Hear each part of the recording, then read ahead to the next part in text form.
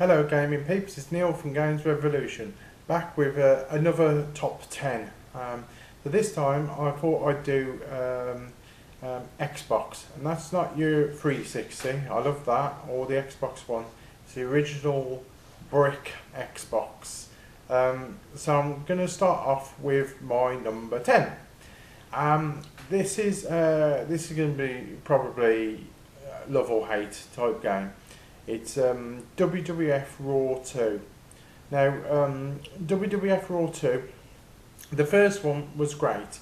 Lacked a lot of moves, and the features really. But it was a good start considering we'd had Smackdowns, which, if I'm honest, are probably a lot better of a game to play. However, the entrances and the graphics of the wrestlers in this game and the moves they produce was gobsmacking, and it was the first time you could customise and put your own music on there, so you could make your sort of ECW wrestlers and you know wrestlers that were missing out of the game, your legends, and get a CD and put your own CD music onto your Xbox and use them as entrance music. I like to keep things authentic. Although wrestling games, as I say, aren't everybody's cup of tea, but being a massive wrestling fan, this is always going to be into my top 10. So that is number 10. Check it out. It's a really good game. It still holds up today, actually. Although you've got many advances. I mean, like WWF 14. Or WWE as it's now known. It was WWF back then until the lawsuit from World Wildlife Fund. Yeah, it's 2K14 is brilliant as well. It's the men's game, but back then this was right up there on the forefront of wrestling graphics and what they could possibly do, and it just progressed from there. So that's number 10. Number 9. Is going to be Dead or Alive 3. Everybody's played Street Fighters, your Mortal Kombat. Not a lot of people, Soul Calibur. Not a lot of people have played the Dead or Alive series until this. It was the moves in it were absolutely superb. Every punch, every grapple, having the sort of grapple moves. And not an easy game either. If you think you can whip through Street Fighter 2, which you can quite easily, all the way straight through it in probably an hour to two. I've done it in that time. I assume everybody else would be able to. This one was no error or two because it was not easy. You could spend several times about to throw the joypad into the wall on one person because they get that combination of moves and you could just couldn't block it. It's a really good game. If you've got a friend and you play it as well, you will have a laugh a minute on it because it really, it's not a button basher. It takes some skill to master Dead or Alive and to actually pull off some great manoeuvres. So that's why that's my number 9. I know it's similar to number 10. It's in both fighting games, and I'm not a huge fan of the fighting genre because I think they're a bit stale. But there are some magic gems in the fighting genre. I just don't think they're games you go back to particularly too many times once you've whipped it. If you've got no friends to play with, it's kind of why do I play it? I'll play something with more story and something I can get my teeth into. Which leads me on to number 8. A really controversial game at the time. Now, when this came out, I was working in Game Station, which I had been there for, I was there for 7 years. But this game came out, we were all excited about it. We hadn't really read much on purpose. We'd seen some pamphlet on it and some bump that came through, and just posters really. We were like, what's this about? Then you play it, and basically you're an escape prisoner, but the killings that you do are absolutely brutal. I mean, there's a warning here, they are stomach churning, cutting the throats, stuff that you, I mean, cutting the throat doesn't sound that bad, but stuff you'd never seen before done in this manner. It's a really dark, depressing and quite a scary type game, and but it is a really compelling game to play. The atmosphere of it and the sort of graphics of it pull you right in, and it really holds your attention. We were all stood around going, how did this get released? Because it was an 18 and it was every bit of an 18 as well. So that's my number 8. Check it out, but just keep the sick bag on standby, because if I know you shouldn't be playing against 18s, but kids always get out on it. If you're not used to it, it can make you quince away a little bit at some of it. And that coming from a huge horror fan. So on to number 7. Obviously this is going to be in here. You're going to go, oh, here we go. Yes, Call of Duty 2. Call of Duties, they're money makers at the end of the day.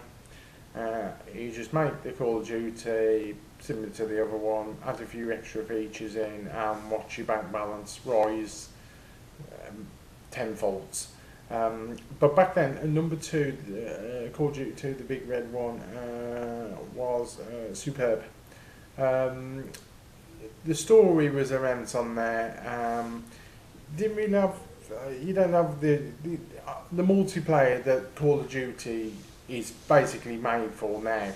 Wasn't back then. It was more of a story, and it weren't a quick one like now. You can whip through Call of Duties, and you can have it, whipped and back down the game shop before you can blink. If it weren't for multiplayer, nobody'd hold on to them. But back then it was story based. It was really good story. We'd all seen Call of Duty and we thought, is it going to be a one-off? Is there going to be a sequel? They did a sequel and just took it a whole lot further. Graphically, sound-wise, story-wise, it draws you right in. Felt like you were there, and so different. Each level went run up the level, shoot everything, and get to the end. There was, levels where a bit of stealth was needed, and it was a really top-notch game. Obviously, not everybody knows the franchise, and how it become and how it is now. You can see my review on Ghosts. It's starting to get a bit stale. Hopefully with the announcement of Call of Duty Advanced Warfare, it might be good again, but people are biting at the bit for old school Call of Duties, back in the war, when you had rifles and everything. There's too many attachments, too many modern weapons now, that basically you pull the trigger and it does everything for you. It aims, it's the skill is going out of it, and the hacking is getting rife with turbo pads and things. And back then, you had even to Call of Duty 3 where you had glitches. They were funny until they got rid of them. They were funny, and it was the first multiplayer. It's actually where I joined my first clan, was on Call of Duty 3. On the Xbox 360, so that is my number 7. Number 6 is going to be Half-Life 2. What to say about this game? From the very opening sequence to the story, it just drags you in. It's really nervy game though, because you don't know what's around the corner. It reminds me a lot of Alien Trilogy in that way. The feel of the, you know, being on the edge of your seat. You don't know, you know, if you go around this corner, what's going to jump out on you. And basically, this reminds me of a. It's basically a science sort of lab where they're doing experiments. Obviously, experiments get out, kill all the scientists, and you've got to try and find out the root of that cause and basically try and survive. And it's a really good. I mean, if you got 360, get the orange box. It's superb. But this was amazing. It wasn't just a run round shoot. It was a sneak round, try and work your way around the labs and everything. You know, you'd be some scenes where you'd be in a lab and you can see a creature outside. They can't get into the lab, and you're wondering, you know, where do I go? And you end up going through the ventilation shaft and things. It was just graphically immense, and control-wise was superb. The graphics are good. The creation of the monsters or the infected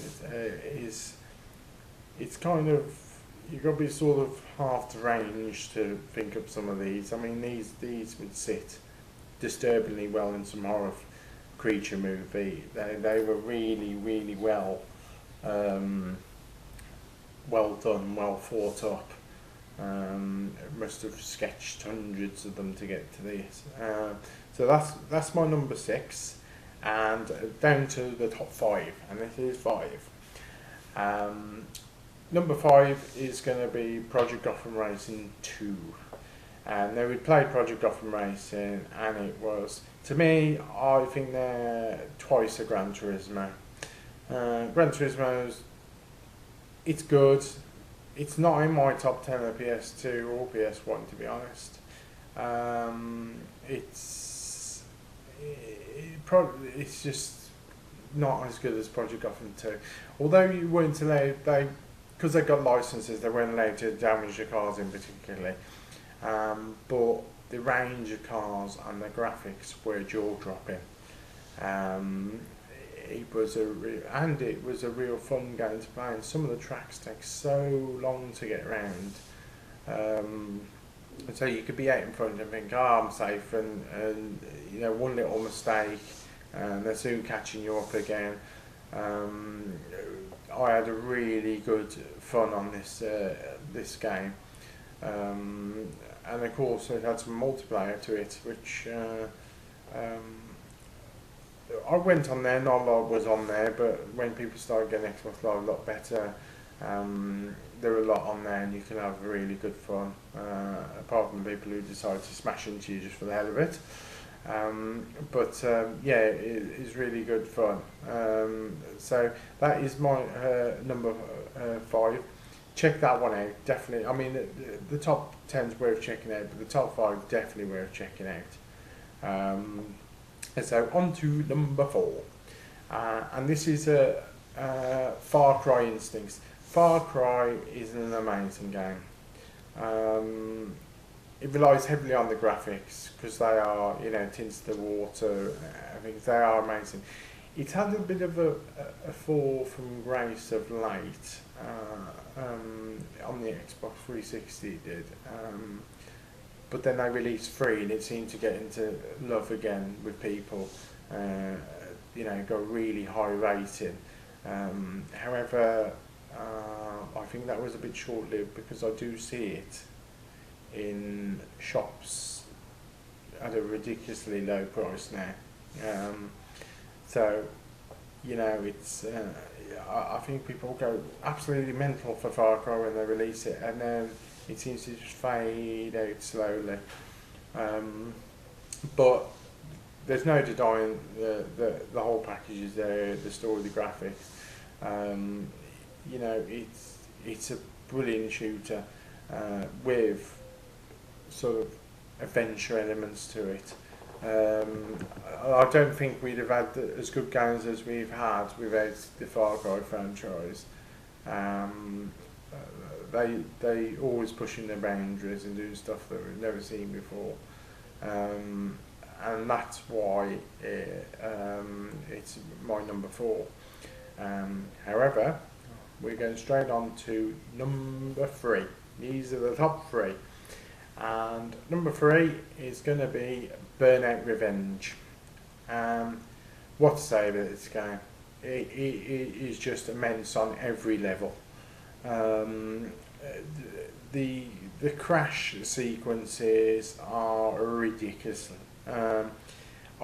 When I played this game with a few friends, I'd never seen anything like this. I mean, you smash and the thing goes into a metal wreck, and you had crash junctions which you were meant to crash and stack up the cash.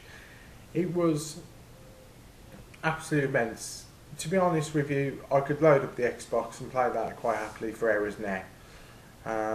It's, if you've never come across the Burnout franchise, you must play this game. It takes fun and racing to a whole new element with the turbos, the cars the way they look, the feel of the game. It's not a serious racing game by any means, but it is a serious contender for one of the best racing games I've ever done. It really is. I mean, even your Project Gothams, your Gran Turismos, your Need for Speeds, they're all brilliant games, but nothing mixes the fun and the racing together as Burnout can do. I mean, if they release another Burnout and they push the boundaries again, it would be immense. Don't see one on the horizon. Shame really, but it may come back. It's a franchise they should go back and look at, because I had friends and pretty much everybody played Burnout at one time. When I was in a game shop, it came in very rarely, and when it did not last long, and it was back out again, because everybody knows it's superb fun and gets a really high rating. So that's my number 3, and down to number 2. Now, where would the Xbox be without Halo? Halo 2 is the one I've particularly picked, not because it's particularly better than Halo in a particular way, but it is. It was the fact that you could play both sides, and I had such fun with a friend on Halo 2. I mean, Halos are a franchise that started, people played it, and it just blew their mind. They could not believe the story, the graphics. I mean, Master Chief's a household name now, even to the point where Ridley Scott has decided to do a movie about Halo, which game movies haven't done so well, but I think with Ridley Scott behind it, it'll, I think it'll be quite a big money spinner.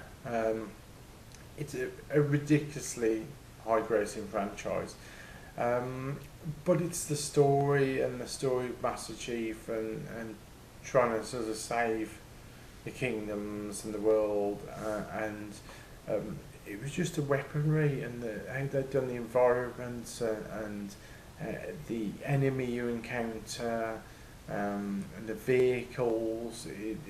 It's just really, really good.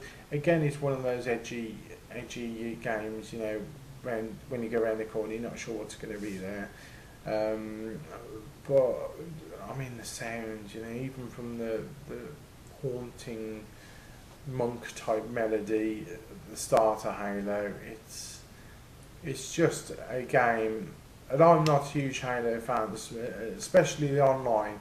Jumping up in the air, I just don't see the point. I prefer my Call of Duties on the floor, running around, whereas, you know, flying 100 metres in the sky with a jetpack and floating down, shooting everybody who's below you, I just don't particularly like that element of it. But you know, when you're playing it through the story, it just draws you right in, and it's a really good franchise.